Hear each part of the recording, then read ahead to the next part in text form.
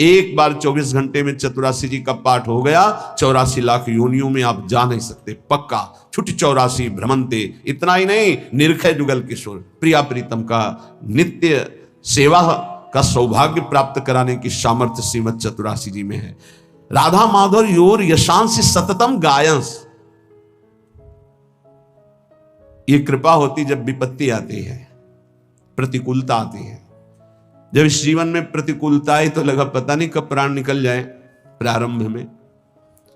तो चतुरासी जी का गायन और चतुरासी जी का मानसिक गायन, मानसिक बार बार लगभग 1.5 घंटा में मानसिक हो जाती चतुरासी जी। मानसिक बैठे चल रहे, जो प्यारों से लेकर आज वह देखिए तो प्यारी रंग भरी, फिर उल्टा चतुरासी जी, आज हुआ देखिए तो प्यारी रंग भरी, छाणिदय माननी मान मन धरी, नागरता की रास किशोरी, वृषभानु नंदनी मधुर कल गावे। उल्टा ऐसे श्रीमद चतुरासी पूरा रमा दे। तो जानते उसका परिणाम क्या होता है? चतुरासी जी गा नहीं रहे, वो चल रहे।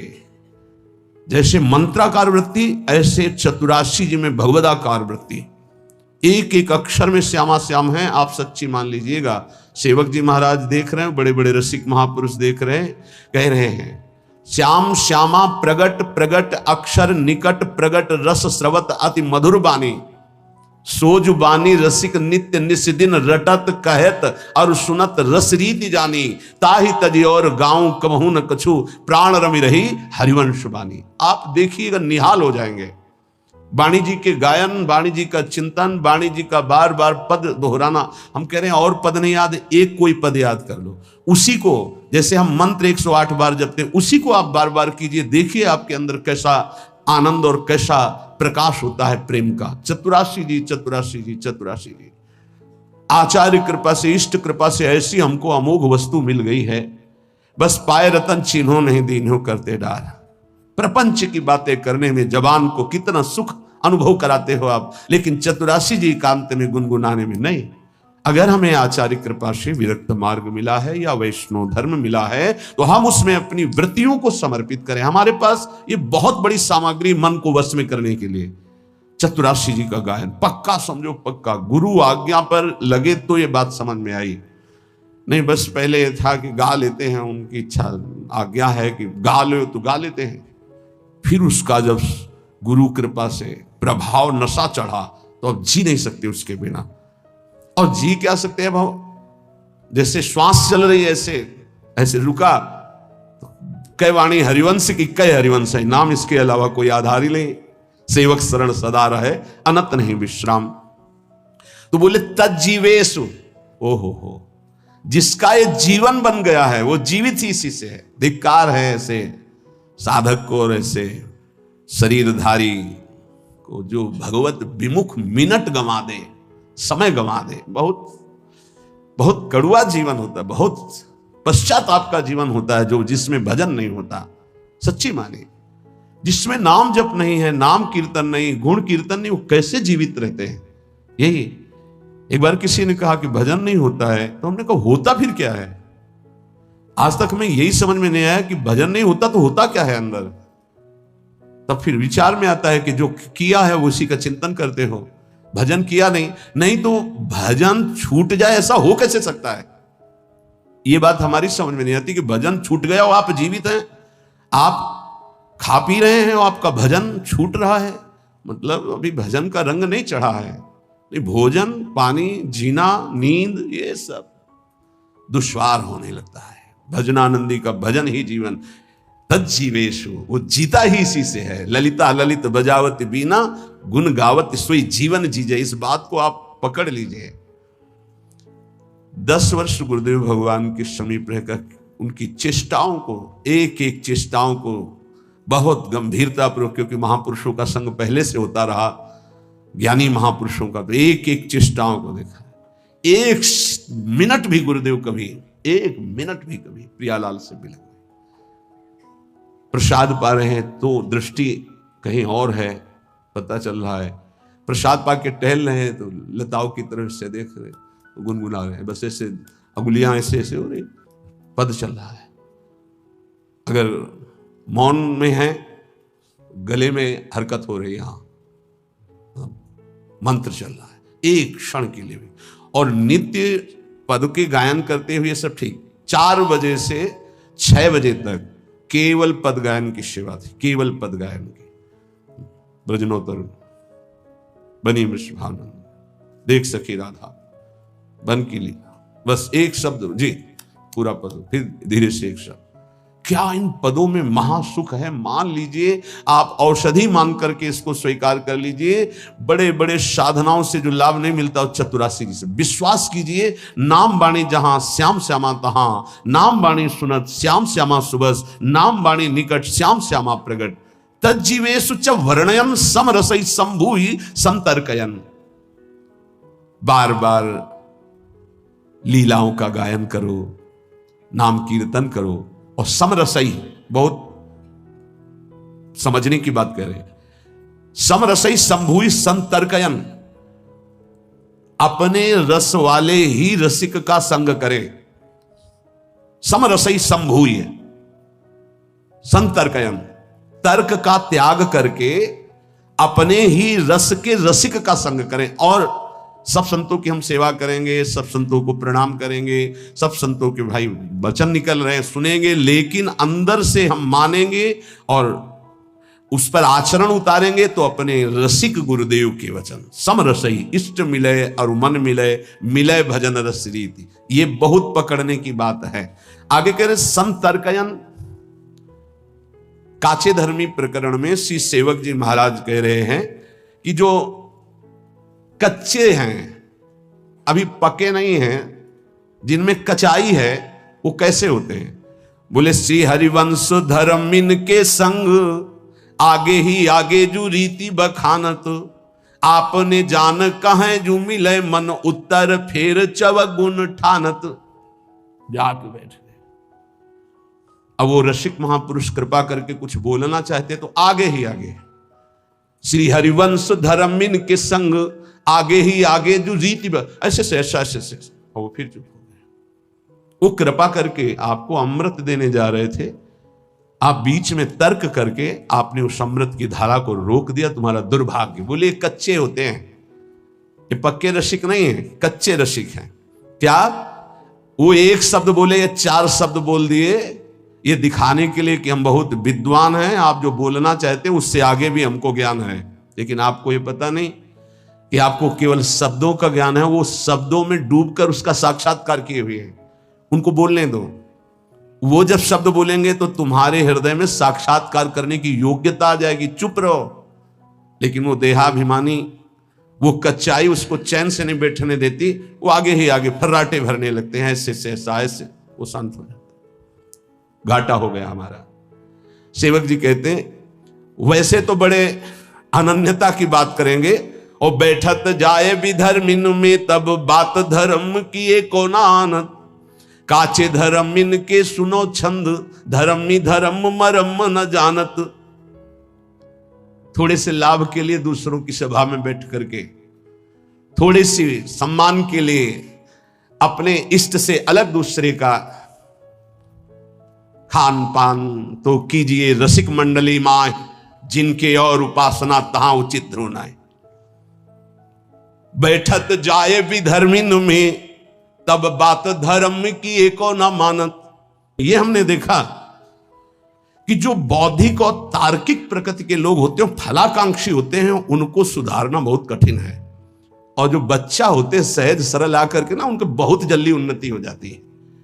तो ये ऐसे काचे धर्मी जन होते हैं कि वैष्णव तो बन जाते हैं और अपने को अनन्य कहते हैं, पर बैठत जाए विधर्मिन में तब बात धर्म की एको न आनत। अब कहां गया तुम्हारा अनन्य धर्म, कहां गया तुम्हारा भाव। ये कच्चापन छोड़ दो तो प्रिया प्रीतम तुम्हारे हृदय में हरिवंश प्रताप से उदय हो जाएंगे। ये हरिवंश धर्म के सिद्धांत का वर्णन करने वाले श्री सेवक जी महाराज कह रहे हैं, तो बातनी जूठनी खानी कहे मुख देत प्रसाद अनूठो ही छाड़त, ग्रंथ प्रमाणी के जो समुझाइए तो तब क्रोध रार फिर मानत। हमारे माई श्यामा जी को राज, ठीक है, बोले तिलक भी लगा है, कंठी भी है, ये प्रत्यक्ष की बात करें। रात्रि के शयन के बाद टिकिया का प्रसाद इतनी छोटी छोटी, कभी मिला होगा आप लोगों को, देखा होगा प्रसाद श्री जी के शयन भोग का बाद में बढ़ता है, छोटी छोटी टिकिया, ऐसे बड़ा सौभाग्य होता है। तो 4-5 हमें दे दी, उससे एक एक ही बांटते, पर प्रभु की लीला 4-5 दे। अब हमारे अंदर आया कि इसे बांट के पाना चाहिए। तो श्री जी के शयन के बाद महाप्रभु के मंदिर में जाकर प्रणाम करके जे तो एक वैष्णव प्रसाद ऐसे, तो व्रत था, तुरंत उसे उठाया। हमका कौन सा व्रत था? प्रसाद में किसी व्रत का खंडन होता है क्या? बोले नहीं, है तो अन्न। तो उनका आज प्रसाद नहीं है, अन्न है, तो कल प्रसाद कैसे हो जाएगा? ये बहुत हृदय में जलन हुई और नियम लिया, आज के बाद बिना मांगे किसी को प्रसाद नहीं देंगे। अगर कोई मांगेगा भी तो अधिकार देख कर देंगे, नहीं तो नहीं देंगे प्रसाद हम ऐसे किसी को। तो बोले बातनी जूठन खान कहे मुख देत, प्रसाद अनूठो ही छाणत। वैसे तो बहुत बातें बुलाएंगे, लेकिन गुरुजनों की, रसिकों की जूठन की अनन्यता नहीं है, श्री जी की जूठन की अनन्यता नहीं है। ये देखो वृंदावन प्रेम रस है, सब प्रसाद ऐसे रखते हैं यहां माथे पे, और जानते हो यहां वही जाएगा जिसको महारानी जी ने पाया है। अगर महारानी जो विराजमान है पार्श्व में कहीं भी, तो जूठन जाएगी, और महारानी जो विराजमान है तो यहां प्रसाद होगा, यहां नहीं जाएगा। ये हमारी लाडली जी ने वहां पाया नहीं है तो हम नहीं पाएंगे। बोले लालजू ने तो पाया है, तो हमारे लालजू वहां हो ही नहीं सकते। राधा संग बिना नहीं श्याम, श्याम बिना नहीं राधा नाम, छिन छिन प्रति आराधत रहीं। हमारे जुगल कभी एक क्षण के लिए बिलग हो ही नहीं सकते। जहां प्रियाजू वहां लालजू, जहां लालजू वहां प्रियाजू। श्री विठल दास जी द्वारिकापुरी में राजा के संग थे, सूबेदार पद में थे, राज्यपाल थे, पूरा राज्य उनके शासन में, राजा के अधिकार में थे। तो राजा के इष्ट देव थे द्वारिकाधीश, द्वारिकाधीश के रोज दर्शन करने जाते थे जब वहां रुके हुए थे, पर ये नहीं जाते थे। जहां राजा उधर गए तहां अपने राधा वल्लभ जी की छवि, हरिवंश महाप्रभु की जो विराजमान थी, बस उन्हीं के परिचर्या और भोग लगाना और पद सुनाना। फिर समय ही कहाँ है रसिक को अपने आराध्य देव की सेवा से। तो जो द्वेषी जन थे उनको समय मिल गया, उन्होंने कहा कि महाराज आपने एक बात देखी क्या? ये आपके जो सूबेदार राज्यपाल विठल दास जी हैं, ये द्वारिकाधीश के दर्शन करने एक दिन भी नहीं गए, जरा आप इनसे बात करेंगे कि क्यों नहीं गए? वो उनकी दृष्टि गई, हाँ और तो सब पार्षद साथ रहते हैं, वो साथ नहीं रहते। बुलाओ उनको सभा में। सभा में बुलाया, हर समय राधा वल्लभ श्री हरिवंश, राधा वल्लभ श्री हरि। वो ऐसे अनन्य थे, जब महाप्रभु के पास यह आदेश आया कि अगर इनको राज्यपाल पद की सेवा दी जा रही हो, अगर ये करेंगे तो लाखों का उद्धार हो जाएगा, क्योंकि महाभागवत है। महाप्रभु ने कहा ठीक है आप जाइए। तो उनका प्रभु आपकी आज्ञा हमारे लिए सर्वोपरि है, आप अगर आज्ञा कर दे तो सब कुछ वही वृंदावन है जहां आपकी आज्ञा है। पर प्रभु दो बातों के बिना हम जीवित नहीं रह सकते, एक तो आपका दर्शन और दूसरे आपकी जूठन। महाप्रभु का दोनों मिलेंगे। तत्काल चित्र का पहला चित्र महाप्रभु का उसी समय बनाया गया। देख करके महाप्रभु का चित्र बनाया, चित्र दिया, और राज्यपाल के पद पे तो घोड़ों की ऐसी व्यवस्था थी कि मंगला, राजभोग और शयन भोग तीनों महाप्रभु का उच्छिष्ट विठलदास जी को रोज पहुंचता था, रोज का। बड़े भाग्यशाली जिनको गुरु का उच्छिष्ट मिले, जिनको आचार्य का इष्ट का उच्छिष्ट मिले, बड़े सौभाग्य की बात है। विठल दास जी से कहा तुम किसकी उपासना करते हो? द्वारिकाधीश के दर्शन करने क्यों नहीं गए? तो उन्होंने कहा राधा बिहारी मुरली मनोहर ललित त्रिभंगी वृंदावनाधीश्वर युगल सरकार की। तो बोले ये क्या श्री कृष्ण नहीं है द्वारिकाधीश? बोले हम कम मना करते हैं। बोले फिर दर्शन के लिए क्यों नहीं गए? बोले यहां हमारी प्रिया प्रीतम की जोड़ी नहीं है, यहां अखिल कोटि ब्रह्मांडों के अधीश द्वारिकाधीश और महालक्ष्मी रुक्मिणी जी चरण सहला रही, परम बंदनी महामहिम है, पर हमारे नेत्र जो है मनोमृणाल भूषण भूषित भुज श्याम अंश पर डारी, जय श्री हरिवंश जुगल करनी गज बिहरत बन पिया प्यारी। हमारे नेत्र तो इस रूप का पान करते हैं। अब राजमद तो होता ही है, तो फिर मैं कह रहा हूं क्या ये प्रभु नहीं है? तो बोले फिर कह रहा हूं प्रभु हैं, पर मेरे नेत्रों को इनकी प्यास नहीं, मेरे नेत्रों की प्यास तो ललित त्रिभंगी मुरली मनोहर राधा बिहारी। और मैं आपसे प्रार्थना करता हूं कि मुझे कहीं दर्शन करने की आवश्यकता नहीं, मेरे रोम रोम में वृंदावन कुंज निकुंजे और प्रिया प्रीतम विराजमान हरिवंश प्रताप से। राजा को आवेश आ गया, नीचे उतरे, सभा में से उनका वस्त्र पकड़ा और कहा, कहां रोम रोम वृंदावन तुम्हारे है। और जे ही ऐसे अचला हटाया तो ऐसा महान प्रताप गुरु जूठन का, उच्छिष्ट का, श्री हरिवंश श्री हरिवंश श्री हरिवंश सब सभा को दिखाई दिया। रूप बेली प्यारी बनीश प्रीतम प्रेम तमाल, दो मन मिलिए कह भय से राधा वल्लभ लाल। ऐसे लता भवन मंदिर में देखो कैसा महापुरुषों के प्रति द्वेष करने वालों को भी भगवत साक्षात्कार हो रहा है। कांप गए, चरणों में साष्टांग गिरे, बोले आज से आपको कोई राजकाज नहीं, मैं नित्य दर्शन आपके श्री चरणों के करने आऊंगा। तो बातनी जूठनी खान कहे मुख देत प्रसाद अनूठो ही छाड़त, ग्रंथ प्रमाणिक जो समझाइए तो तब क्रोध रार फिर मानत। खान पान ये नियम ले लीजिए, खान पान तो कीजिए रसिक मंडली माए, जिनके और उपासना तहां उचित ध्रुवनाए। महापुरुष जन अपनी चेष्टाओं के द्वारा, अपने वचनों के द्वारा वही मार्ग प्रशस्त करते हैं जिससे रस की प्राप्ति होती है। अब कोई भय का विषय नहीं रह जाता, क्योंकि जिसमें हमारे महापुरुष मार्ग में चलते हैं, हमारी क्षमता नहीं है लेकिन हम उसी मार्ग के पथिक हैं। अपनी स्वामिनी जो ने जा नहीं पाया, बस वहां हमें देखना, अगर राधा नाम भी विराजमान है तो हम पालेंगे, अगर राधा नाम भी नहीं विराजमान है तो फिर या तो राधा रूप या तो राधा नाम, अन्यथा नहीं। सेवक जी महाराज कह रहे हैं कि दक्षिण छाड़ी प्रेम की बात ही फेरी, जाति कुल रीति प्रमाणत। ये कच्चे धर्मी जो होते हैं ये फिर जाति पक्ष में, कुल पक्ष में ऐसे वार्ता करने लगते हैं। प्रेमी जन, रसिक जनों की कभी भी जाति पक्ष की बात नहीं देखी जाती है, ध्यान रखना।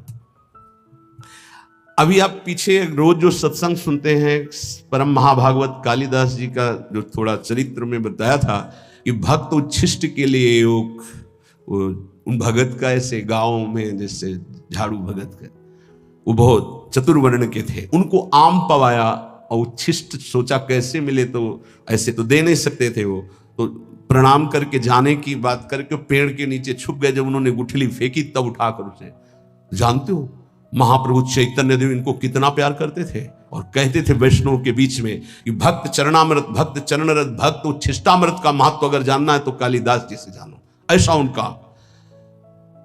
प्रेम के मार्ग में जब रसिक जनों की शरणागति मिल गई तो फिर हमको भक्तों में ये नहीं देखना कि किस जाति के, अगर ऐसा शब्द आता है, ऐसा भाव रखते हो तो आपके सुकृत नष्ट हो जाएंगे, परमार्थ में नहीं। अगर कंठी है, तिलक है, वैष्णव वेश नाम मुख में है तो अहो वत्स पचतो गरीयाम यज्ञभाग्य वर्तते नाम तुभ्यम।